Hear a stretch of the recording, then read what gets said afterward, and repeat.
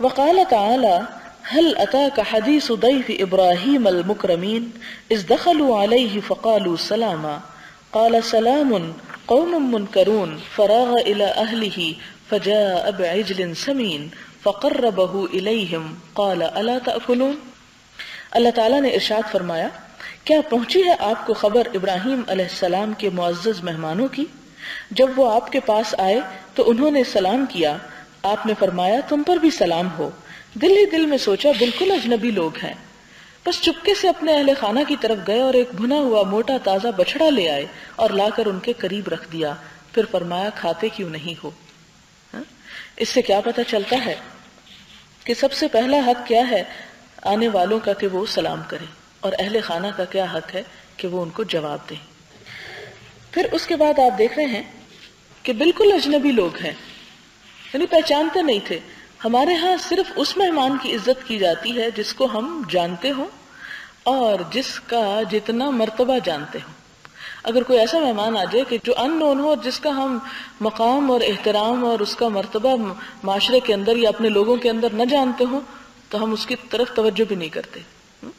لیکن اسلام کا اخلاق اور پھر حضرت ابراہیم کا چونکہ نمونہ قرآن پاک میں بھی آتا ہے کہ تم لوگوں کے لیے ابراہیم علیہ السلام کی زندگی میں نمونہ ہے، تو اگرچہ آپ کی اور بہت لمبی چوڑی باتیں تو قرآن میں محفوظ نہیں، لیکن چند ایک باتیں جن میں سے ایک کرام ضیف کی بھی شامل ہے.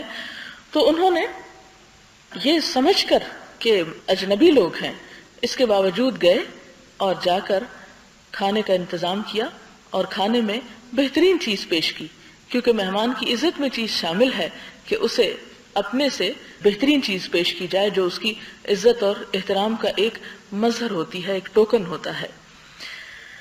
پھر اس کے بعد ایک اور آیت میں آتا ہے وقال تعالی وجاءه قومه يهرعون إليه ومن قبل كانوا يعملون السيئات.